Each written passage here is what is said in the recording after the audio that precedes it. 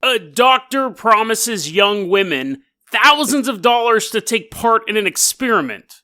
But it turns out it wasn't an experiment. Can you imagine living in a world where the amount of hair on your head determines whether or not you live or die? That's a reality for men in the country of Mozambique today. And finally, we take a look at one of the most bizarre workplaces possible. Livermore Laboratory, cutting-edge technology, nuclear weapon development, black box projects. But all of that stuff is mundane, because apparently, Bigfoot used to work there as well, today on Dead Rabbit Radio.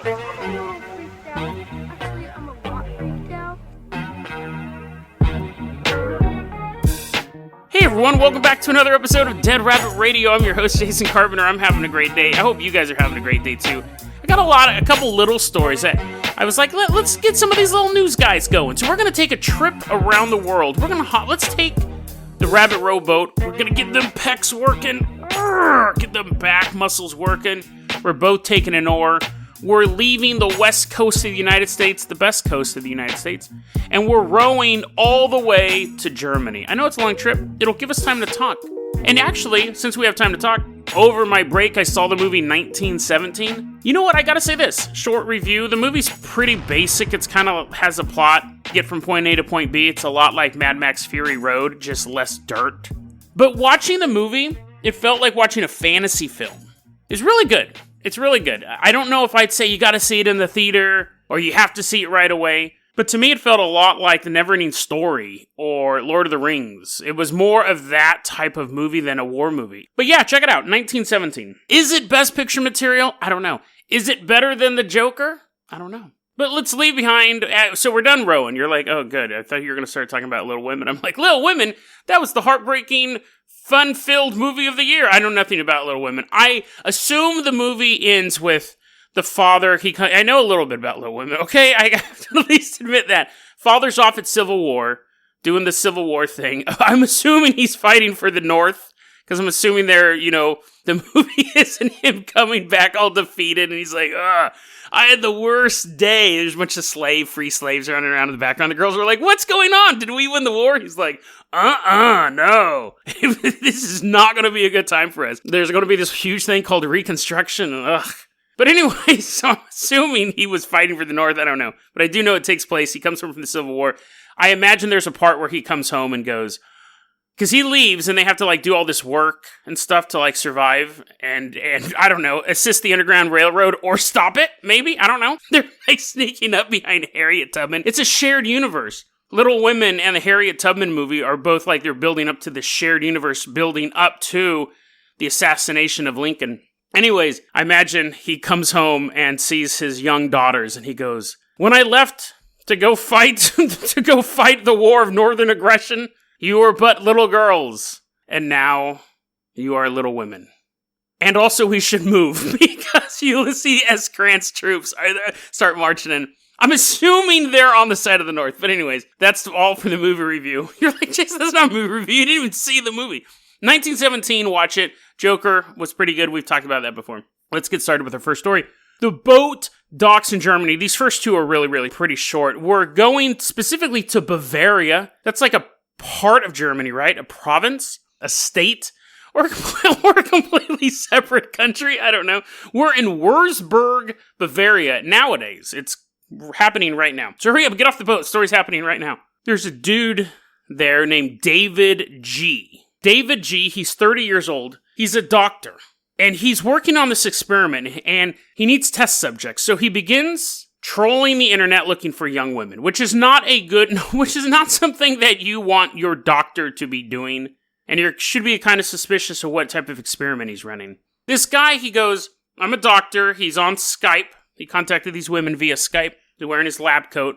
And he goes, so how would you like to make $3,325? These women are like, yeah, sure, that's a lot of money. So I'm going to send you this device. You got to plug it into your wall. And then there's these two little wires you're going to attach to both of your temples. You got to do this while I'm watching you, too, because I'm a doctor, right? I have to be able to test your response. And then once it's plugged into the wall and then a wire is attached to each temple, then you turn it on, and I'm going to record your response. Now, This is one of those crimes where both people are equally dumb. Because, yes, I should jump to the finish. She was electrocuting these women, okay? He was shocking their brains. And he was eventually tracked down. He was arrested. He's charged with 13 cases of attempted murder, because it's possible that these people could have died by having electricity go through their brains. 13 cases of attempted murder. He does 11 years. So basically, 2 of them don't even matter. They're like, oh, those 2 were extra stupid. But again, if someone sent you something in the mail, first off, they'd have to send me the money first. They go, I'm going to send you a box. You got to plug in the wall. You got to hook up to your brain.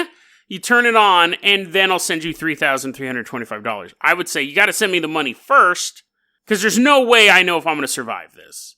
But apparently, these people were stupid enough to go, or greedy enough, or both, to trust somebody sends them something over the internet that requires you to plug it into the wall and hook it up to you.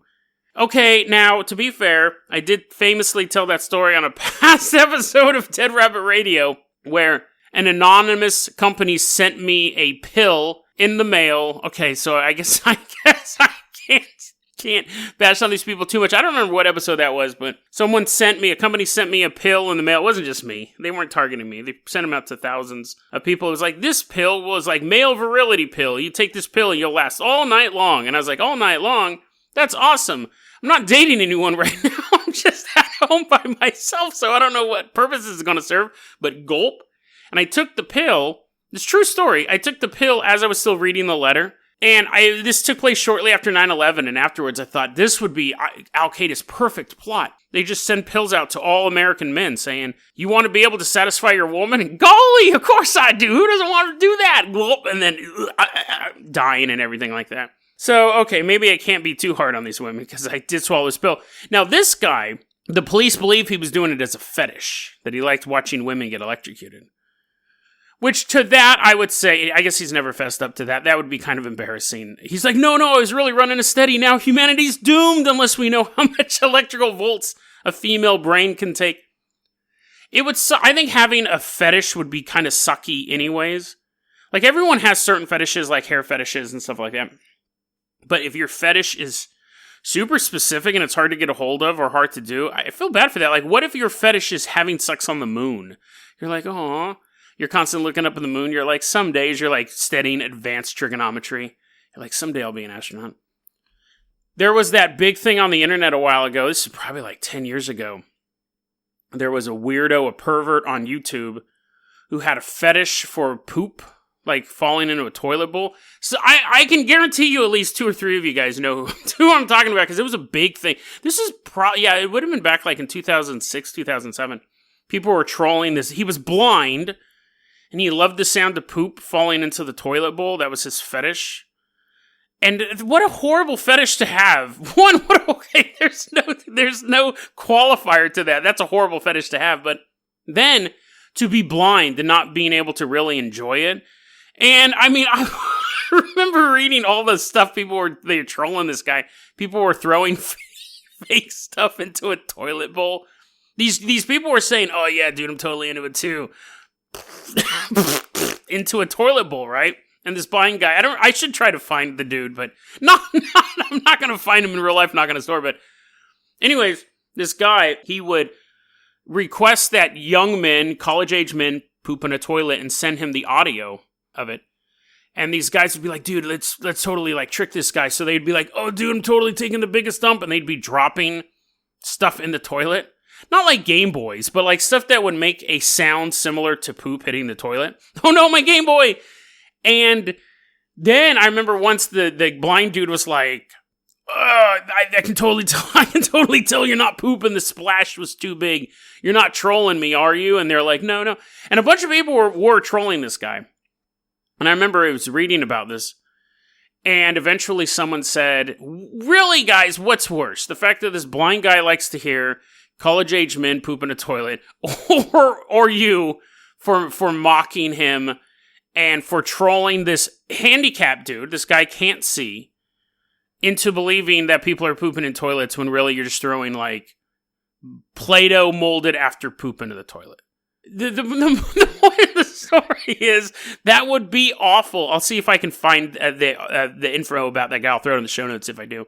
But it'd be awful to have a fetish that would be really hard to pull off, like electrocuting women or liking the sound of poop hitting the toilet, but being blind, so you never know if it's legitimate human feces splashing in the water from a college-age male or, just someone tossing in, frozen burritos. It would be the ultimate question. What is life? Why are we here? And what just hit the water in the toilet bowl? Let's go ahead and move on to our next story. The next story isn't so much a fetish, but it's not a fetish at all, actually. It's a bizarre belief. So, let's hop back in the Dead Rabbit rowboat. We're leaving behind Bavaria. Our rowboat's now full of cinnamon rolls or pretzels, whatever they eat over there, strudel. We're leaving behind Bavaria. The rowboat's full of goodies. We are headed to Mozambique, also currently taking place. The year's 2020, and I know it's kind of landlocked, so we're really working out our pecs now. Just get out of the boat. We'll just take the Jason Jalopy to Mozambique. We're driving through a town in Mozambique. It's weird. There's a bunch of women in town. Ooh, pretty cool town. A lot of women here. A bunch of kids. We're like, yeah, whatever. Kids are kind of lame. And then we notice we don't see a lot of men. We see a few of them, but the men we see tend to have a lot of hair, or they're wearing baseball caps and they're hiding in the shadows. They run. Whoa, what was that? What was that? It's Fred Durst. It was a guy running by with a baseball cap. That's weird. What's he doing out here? And it's just bizarre, right? I mean, I guess technically that's pretty much any town. There's women, kids, people with hair, and baseball caps. But anyways, in Mozambique, it's a little bit different. So we're walking through and we're like, we need to buy some Coca-Cola. So we walk up to like a convenience store. Ding, ding, ding, ding. We walk in. Hey, dude, we need to buy Coke. And the guy's like poking his head out. He's covering his head with like bag, so we can only see his eyes and his mouth. Everything but the top of his head is what I'm trying to say. He's wearing a baker's hat. He pops up and we're like, whoa. He's like, hey, yeah, you guys want to buy Coke? And we're like, yes. He goes, so what are you guys doing here, tourists? And we're like, yeah, we're here because we heard about this town. It's kind of weird. Actually, your whole country's quite odd right now. Everyone's running around in baseball caps. And you apparently are cosplaying as Chef Boyardee. He's like, I'll tell you a secret, but I hope you guys aren't here to do this. I hope it is a secret to you, and this is all new information. He removes his baker's hat, his chef's hat, whatever it is, the big poofy thing, and he's bald. And so he looks at us, and he goes, you guys don't seem to be shocked by my bald head. That's very, very progressive of you in these troubling times. We're like, bald's pretty normal in most parts of the world. He goes, yes, it is. But today in Mozambique, being bald can actually get you killed. Like, is there like a race thing? Like, do people hate bald people? Or are they afraid, like, if you look at a bald person, you'll become bald? He's like, no, that's foolish. You think we're a bunch of backward rubes? No, of course not. We're getting killed because people believe that bald people's heads are full of gold. And you crack their head open and you get a bunch of gold to come out of it. So this is a real thing that's going on. At this point, we're all making sure, we're like, oh, I guess I should have warned any of my listeners who are bald. I'm like, hey, let's go to Mozambique, listen to the story. You're like, okay, Jason, I trust you. And we're driving around in the Jason Jalopy, and a bunch of people are chasing us with pitchforks. Apparently in Mozambique, if you have a bald head, people are murdering you and cracking your head open to find gold. Now, this is one of those superstitions that I think would be easily disproven after the first time. You're like, oh, I heard from this dude that if I bash this guy's head open, gold will come out. Let's try it. No gold. Like, that would be one that would be easily discouraged. You just show pictures. I mean, you wouldn't want to do this, but the police could just drive around town with pictures of bald people with their heads bashed in and being like, look, no gold. Now, obviously, you could say, well, maybe the police took the gold. The police are driving around in really fancy cars. They're like, I'm telling you, there's no gold. As they're wearing these giant gold chains, gold rings. There's no gold in these bald people's heads. But that's what's happening. People are getting their heads bashed in. Inacio Dina, she's the spokesman for Mozambique's General Police Command, had these quotes. Our preliminary conclusion indicates that the phenomenon is due to cultural beliefs. We are currently investigating the case to find out more and to understand the dimension of the problem. The phenomenon can lead bald people to be pursued and killed. This is a serious homicide crime. That's actually part of the quote, just to remind everyone that you shouldn't be bashing in people's head. This is a serious homicide crime. It's not just one of those lame homicide crimes that we don't investigate. Quote continues, our current interest is to catch and hold all those involved responsible. Now, some people are saying, to go back to my original thing about isn't this stupid? It is stupid, but some people are saying if you crack a bald person, and don't try this. Don't go, maybe in Mozambique it doesn't work, but in my country it might. Don't do this. Don't do this. If you are balding yourself and you're like, man, I really need to help pay for my student loans, don't think, well, maybe if I just crack my head a little bit and get a little bit of that gold. Don't do this. But anyways, some people believe it's simple enough. You crack open a bald person's head, a bunch of gold comes out. And then other people say, no, you foolish? Of course not. You gotta break open a bald person's head and then make like a potion, and that will give you wealth. That's why the gold doesn't immediately come out, and people are like, that makes more sense. But anyways, the result is bald people are getting killed in Mozambique, and it's not good over there. It is a serious homicide crime. Let's remind you guys of that. But we're going to leave behind Mozambique, and now we're headed to Livermore, California. So we're leaving behind the Jason Jalopy. We're hopping aboard the Carpenter copter, and we are flying out to Livermore Labs. Now, Lawrence Livermore National Labs is what it's actually called. This place specializes, and especially, I don't know what they do now. They do like lasers and stuff like that, but they used to do work for nukes. Back in the 60s, they were basically working on nuclear bombs, security systems, stuff like that. Like high-level national security stuff. But all that being said, that's the lame-o stuff, right?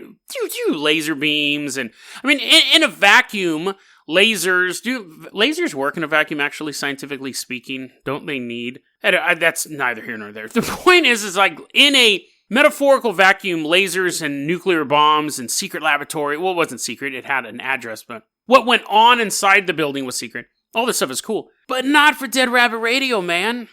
Get out of the way, you base that helped secure the United States during the Cold War. Move out of the way, lamos. We don't want to hear about that stuff. We're going to put on, we should have Dead Rabbit Radio Letterman jackets. And just like walk around with our leather sleeves and then the padded. Dude, that'd be dope. I'll look into that for merch. Dead Rabbit Radio Letterman jackets. We're now officially a gang. We're just pushing over scientists. And as we do that, we're going back to the year 1960. Because apparently, in the 1960s, in Lawrence Livermore National Laboratory, Bigfoot was there.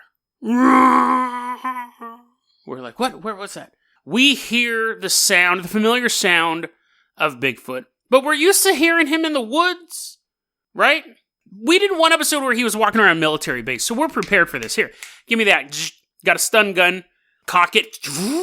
We're running through the laboratory. Get out of our way, nerds! They're like, we're running in the same direction. We're helping you. We stop to push them over. Then we keep running. Apparently, one day, Bigfoot wandered into Lawrence Livermore National Laboratory.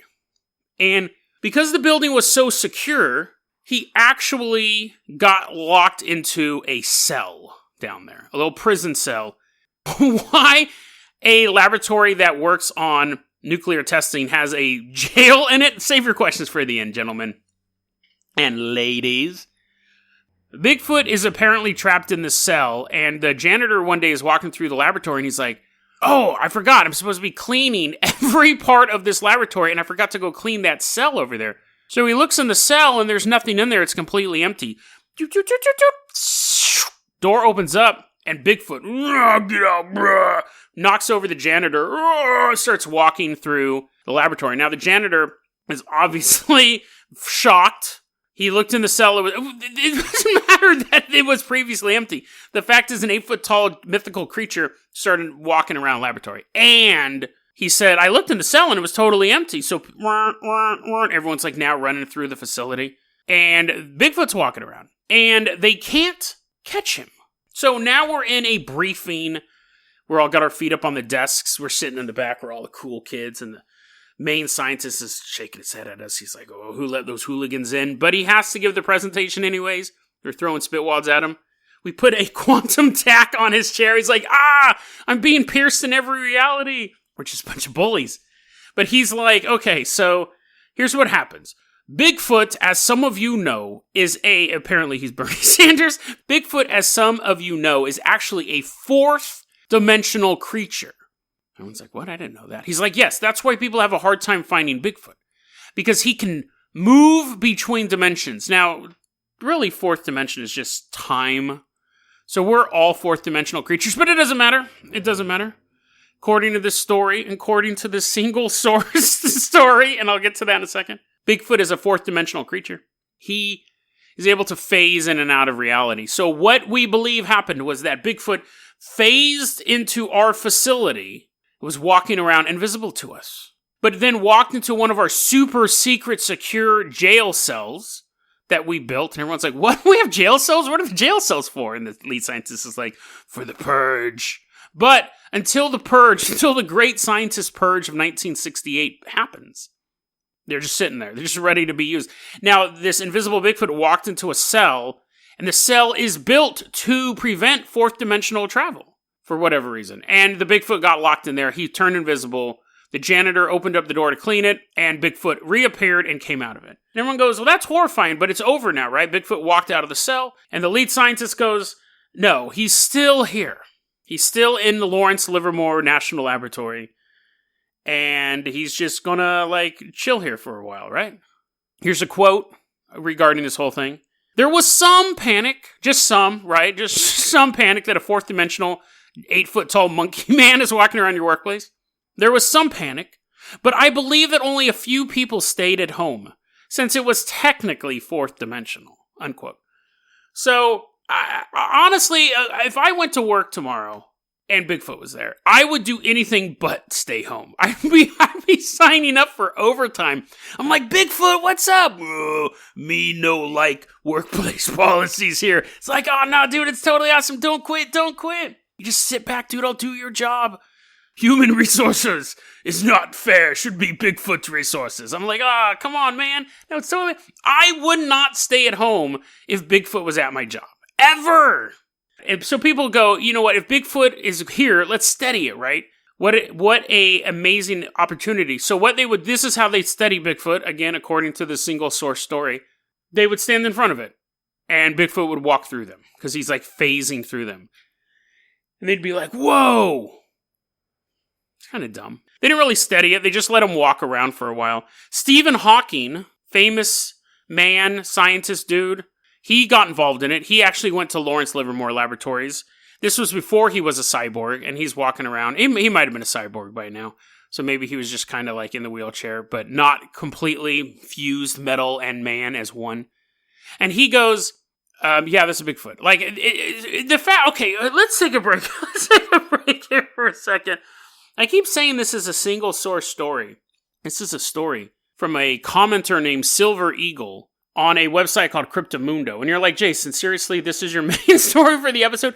What's fascinating is that Cryptomundo, the website that this was published on, Silver Eagle wrote it as a comment about another article. And Cryptomundo looked at it and they said, we're going to publish this as its own article. And they say, we're not saying any of this is true. We're just reporting that somebody says this. Mysterious Universe's website then ran the account, and it was like, geez, guys, you want to hear a true story? You want to hear something amazing?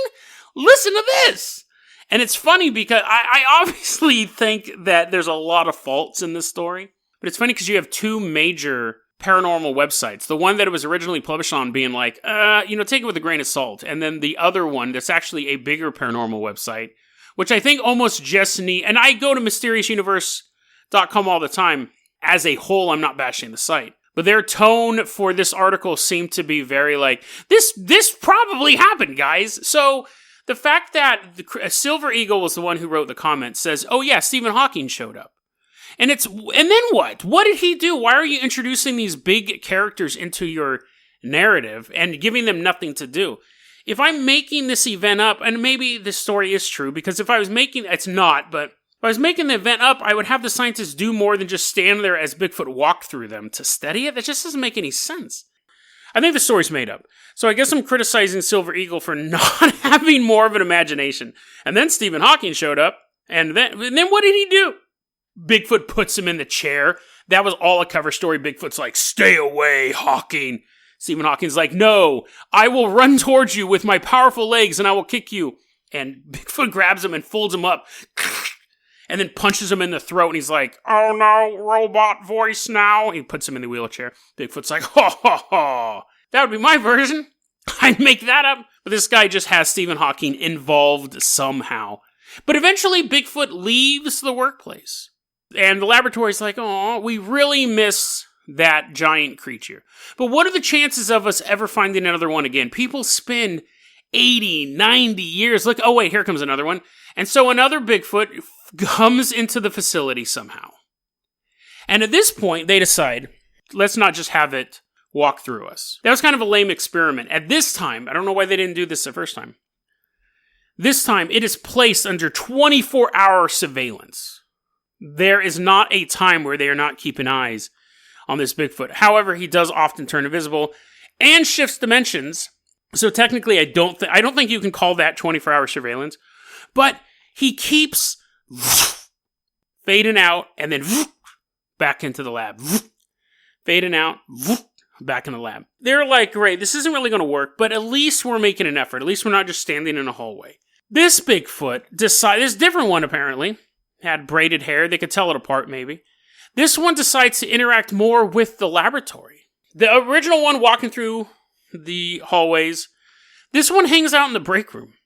And this one, you're like, hey, I heard Bigfoot's back. No, it's different Bigfoot. You're like, oh, okay.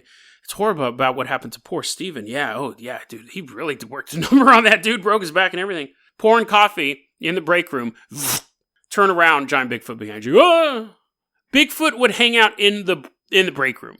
So while the first Bigfoot got trapped in jail cell and was like walking around, this one just has his feet up on a table. He's reading a magazine. Even if he turned invisible, you'd still just see the magazine floating there. And he's like, oh, People magazine. It should be called Bigfoot magazine. They're like, yeah, you already told that joke. He's like, oh, I tell as many jokes as I want. I'm a Bigfoot. Disappears. Anyways, then people are like, that's kind of annoying. Because again, the first one, at least he was doing something, i.e. he was mobile. This one's just sitting on the couch in the break room. He's basically you or me as an interdimensional creature. Which, again, I'm not faulting him. If I was an 8-foot-tall beast that could teleport between realities, I'd be tired a lot. Me nap. They're like, no, you have to go out and, like, explore the cosmos. Me nap. Explore cosmos in dreams. He also begins to do... Okay, so walking around your workplace, you're supposed to do that. You're not supposed to be able to phase through your coworkers. You'll probably get in trouble for that in real life.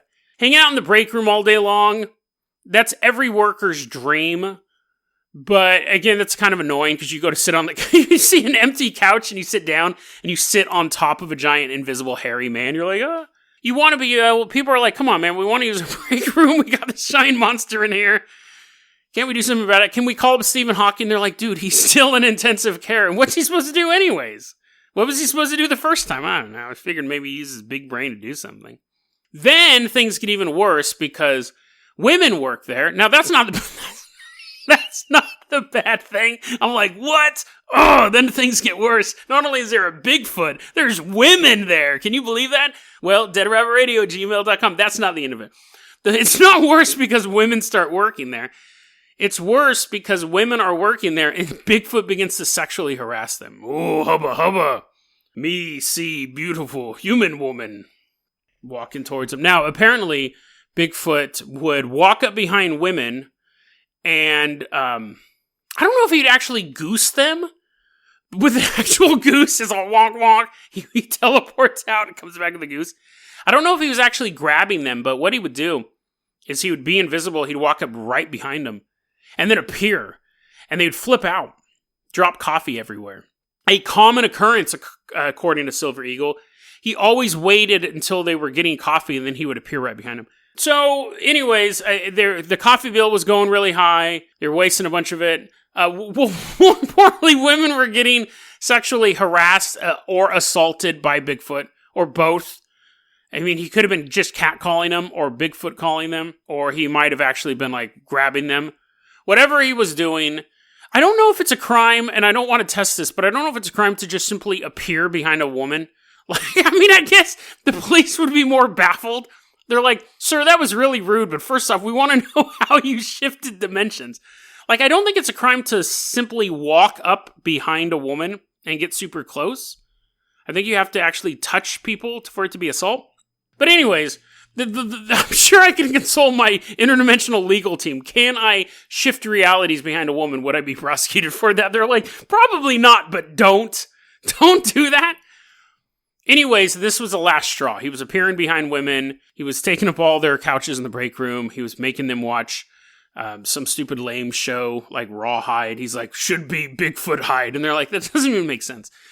You have this laboratory that specializes in building nuclear weapons. They want to get rid of Bigfoot. So how do you do this? Is so ridiculous. Now, again, I did make fun of Stephen Hawking showing up and not really doing anything. I do have to admit, in the second half of this story, it does get pretty inventive, right? So you have Bigfoot just being a lout for the second half of the story, a different Bigfoot. And then you have this scientist. So they're sitting around. We're at another meeting, and the main scientist is like, we got to get rid of Bigfoot. He's goosing these women. We can't use our break. We just love the fact that he's just in the break room all the time. We can't use the break room. There's no coffee because the women keep spilling it. They're like, dude, he's attacking us. They're like, yeah. I'm jittery. I don't have any caffeine. We have to get rid of Bigfoot. So how do we do it with all of these Cold War weapons that we've designed? How do we do it? The scientists, this is what they figured out. They're going to open up all the doors in the laboratory. An advanced weapons secret laboratory that the Russians had been trying to get into since it opened. They said, let's open every door in the facility, right? And then we're going to use this special space-age weapon technology we've designed. It's a sonic weapon.